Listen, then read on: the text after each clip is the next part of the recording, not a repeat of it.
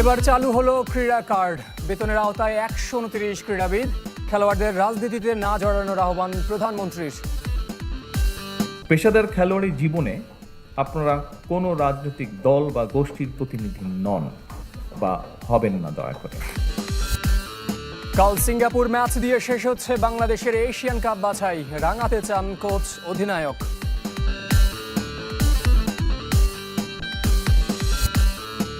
BCB সভাপতিকে তদন্ত কমিটিতে তলব। নির্বাচনে অনিয়মের অভিযোগ উড়িয়ে দিলেন ফারুক আহমেদ। কারচুপির কোনো স্কোপ নাই, কারণ আপনি যদি দুইটা প্যানেল থাকে, যদি 12-র অধিক আপনার লোক থাকে, তাহলে কিন্তু আপনার ম্যানিপুলেশনের কোয়েশ্চেনটা আসে। এখানে আমি অ্যাটলিস্ট আমার ক্যাটাগরিতে আমি কোনো ম্যানিপুলেশন দেখিনি। খেলোয়াড় থাকাকালে ক্রীড়াবিদদের রাজনীতিতে না জড়ানোর আহ্বান জানিয়েছেন প্রধানমন্ত্রী তারেক রহমান। সকালে প্রথমবারের মতো ক্রীড়া কার্ড ও ক্রীড়া ভাতা কার্যক্রমের উদ্বোধন করেন তিনি। 1 লাখ টাকা করে পাবেন 129 জন খেলোয়াড়। পর্যায়ক্রমে 500 জনকে দেওয়া হবে এই ভাতা। বাংলাদেশে কোনো ফুটসাল গ্রাউন্ড নেই। সাবিনা, তোমার যে মাঠের দাবিটা, এটা আমরা প্রক্রিয়াটা অলরেডি শুরু করেছি, অলমোস্ট ডান। সেটা ভিন্ন ধর্মীয় অনুষ্ঠান, ভিন্নরূপে প্রধানমন্ত্রী তারেক রহমান মাঠের তারকাদের সাথে মিশে গেলেন সরকার প্রধান। প্রথমবার ক্রীড়াবিদদের হাতে তুলে দিলেন ক্রীড়া কার্ড, পেশাদার ক্রীড়াবিদ তৈরির প্রথম ধাপ।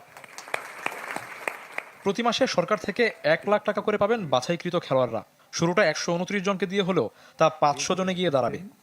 ষষ্ঠ এশিয়ান টাকার অঙ্ক প্রত্যাশাকে ছাড়িয়ে গেছে। প্রধানমন্ত্রীর নিজের ইচ্ছায় অঙ্কটা বড় হয়েছে। 4 মাস পর পর তা পুনর্মূল্যায়ন হবে। বৈশ্বিক ধারা মেনে খেলাকেও পেশা হিসেবে প্রতিষ্ঠা করতে চান প্রধানমন্ত্রী। আমরা দেশের ক্রীড়াকে পেশা হিসাবে প্রতিষ্ঠিত করতে চাই। প্রধানমন্ত্রী ক্রীড়াবিদদের দেশের গর্ব হিসেবে আখ্যা দিয়ে বাংলাদেশের সম্মান উঁচু করার চেষ্টার অনুরোধ জানান। ক্রীড়া নৈপুণ্য দিয়ে দেশের প্রতিনিধি হয়ে উঠবেন আপনারা। দেশের জন্য সম্মান বয়ে নিয়ে আসবেন, গৌরব বয়ে নিয়ে আসবেন আপনারা। পেশাগত জীবনে ক্রীড়াবিদদের রাজনীতির সাথে সম্পৃক্ত না হওয়ার আহ্বান জানিয়েছেন তারেক রহমান। খেলোয়াড় বন্ধুরা, আপনাদের সকলের প্রতি আমার একান্ত আহ্বান, একান্ত অনুরোধ, পেশাদার খেলোয়াড়ি জীবনে আপনারা কোনো রাজনৈতিক দল বা গোষ্ঠীর প্রতিনিধি নন বা হবেন না দয়া করে। একই অনুষ্ঠানে 2025 সালে বাংলাদেশকে আন্তর্জাতিক পর্যায়ে সাফল্য এনে দেওয়া ক্রীড়াবিদদের সম্মাননা দেওয়া হয়েছে। স্বর্ণজয়ীরা 3 লাখ, রৌপ্য 2 ও ব্রোঞ্জ জয়ীদের 1 লাখ টাকা করে দেওয়া হয়েছে। আর দলগতভাবে স্বর্ণজয়ীদের 2 লাখ, রৌপ্যজয়ীদের 1.5 লাখ আর ব্রোঞ্জ জয়ীরা পান 1 লাখ টাকা। প্রধানমন্ত্রীর ক্রীড়া প্রেম আর নির্বাচনী ইশতেহার বাস্তবায়ন করতে পেরে উচ্ছ্বসিত ক্রীড়া প্রতিমন্ত্রী। আজ আমরা শুধু আমাদের কৃতি ক্রীড়াবিদদের সম্মাননা দিচ্ছি না, এটি বর্তমান সরকারের ক্রীড়া সংক্রান্ত নির্বাচনী ইশতেহারের প্রতিশ্রুতিগুলোকে বাস্তবায়নের গুরুত্বপূর্ণ অর্জন। ক্রীড়া কার্ড ও মাসিক বেতনের নিশ্চয়তা খেলোয়াড় হিসেবে আরও বেশি আস্থা দিচ্ছে ক্রীড়াবিদদের। ভবিষ্যতে বাংলাদেশের হয়ে আরও সাফল্য দিতে চান তারা। আমাদের অনেক প্লেয়ারের জন্য অনেক সারপ্রাইজিং একটা ব্যাপার ছিল। সুতরাং আমি মনে করি যে খেলোয়াড়রা তাদের নিজেদের প্রফেশনটাকে এখন চোখ বন্ধ করে তাদের প্রফেশন হিসেবে নিতে পারবে। আমার বিশ্বাস উনি যেই সিদ্ধান্তটা নিল, এটা ক্রীড়া অঙ্গনের পুরো চেহারাটাই পরিবর্তন করে দিবে। যেখানে ভবিষ্যৎ নাই সেখানে তো কেউ যেতে চায় না, সবাই একটা নির্দিষ্ট ভালো একটা ভবিষ্যতের দিকে আগাইতে চায়। তো সেক্ষেত্রে এই উদ্যোগটা চমৎকার। অনুষ্ঠান শেষে দেশের সাফল্য সারথীদের সাথে এক ফ্রেমে বন্দী হয়েছেন প্রধানমন্ত্রী। শফিউদ্দিন শাওন, চ্যানেল 24, ঢাকা। এবার ফুটবলের খবর। কাল সিঙ্গাপুর ম্যাচ দিয়ে শেষ হচ্ছে বাংলাদেশের এবারের এশিয়ান কাপ বাছাইয়ের ব্যর্থ মিশন। শক্তি সামর্থ্যে স্বাগতিকরা এগিয়ে থাকলেও জয় দিয়ে আসরের ইতি টানতে চান অধিনায়ক জামাল ভুঁইয়া। সিঙ্গাপুর ন্যাশনাল স্টেডিয়ামে সন্ধ্যা 6টায় শুরু হবে ম্যাচ, যার মাধ্যমে শেষ হতে পারে হেড কোচ হাভিয়ার কাবরেরার বাংলাদেশ অধ্যায়। সিঙ্গাপুর ম্যাচের আগে শেষ অনুশীলন। মূল স্টেডিয়ামের সবুজ গালিচায় টিম বাংলাদেশ। চিন্তিত হেড কোচ হাভিয়ার কাবরেরা। অথচ এই ম্যাচই হতে পারে লাল সবুজের ডাগআউটে তার শেষ। যদিও বিদায় নয় এই ট্যাকটিশিয়ানের ভাবনায় কেবলই সিঙ্গাপুর ম্যাচ। স্প্যানিয়ার্ডকে ছাড়া আর কোনো কিছু হারানোর ভয় নেই জামাল হামজাদের। 5 ম্যাচে 1 জয়ে আগেই বিদায় নিয়েছে এশিয়ান কাপ বাছাই থেকে। তবে আছে ঘরের মাঠে হারের প্রতিশোধ নেওয়ার সুযোগ। গেল জুনে ঢাকা থেকে 2-1 গোলে জিতে গেছে দ্য লায়ন্স। কঠিন পরীক্ষার আগে সেরা একাদশ নিয়ে ভাবনায় বাংলাদেশ।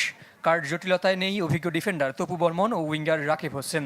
ভিয়েতনামের বিপক্ষে প্রীতি ম্যাচে যাদের অভাব হাড়ে হাড়ে টের পেয়েছেন হেড কোচ।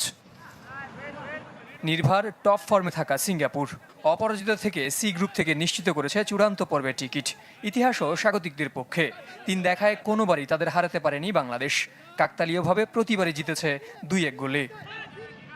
পরিস্থিতি প্রতিকূলে থাকলেও ন্যাশনাল স্টেডিয়ামে হামজা সমিতির উৎসাহ যোগাতে প্রস্তুত প্রবাসী বাংলাদেশিরা। যদিও ৫৫,০০০-এর মধ্যে লাল সবুজ সমর্থকদের জন্য বরাদ্দ দেওয়া হয়েছে মাত্র ৬,০০০ টিকিট।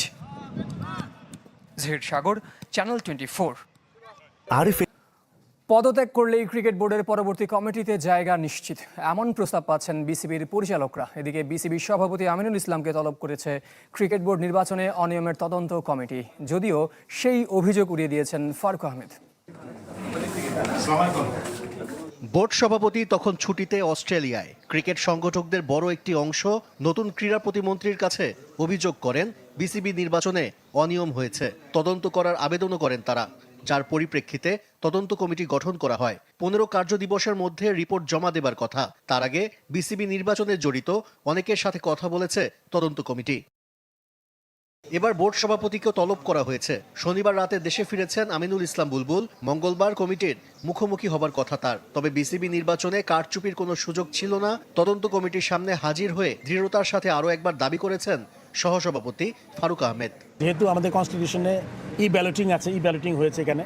এখন ই ব্যালটিংটা আপনি রাতে দিয়েছেন না দিনে দিয়েছেন না বাসায় বসে দিয়েছেন না কোনো রেস্টুরেন্টে বসে দিয়েছেন, এটা আপনি কিন্তু দিতেই পারেন। আমি প্রতিদ্বন্দ্বিতা হয় নাই, কিন্তু মানে কারচুপির কোনো স্কোপ নাই, কারণ আপনি যদি 2টা প্যানেল থাকে, যদি 12-র অধিক আপনার লোক থাকে, তাহলে কিন্তু আপনার ম্যানিপুলেশনের কোয়েশ্চেনটা আসে। তবে তার আগেই বর্তমান কমিটির উপর চাপ প্রয়োগ করছে একটি পক্ষ। বেশ কিছু পরিচালককে বলা হয়েছে পরিচালক পদ থেকে পদত্যাগ করতে, বিনিময়ে পরবর্তী কমিটিতে রাখার আশ্বাস দেওয়া হয়েছে। অফার ছিল ছেড়ে দিয়ে ভবিষ্যতে থাকতে পারবো আর কি, আমারে বাদ দিবে না। আমি ইন্টারেস্ট দেখাই না।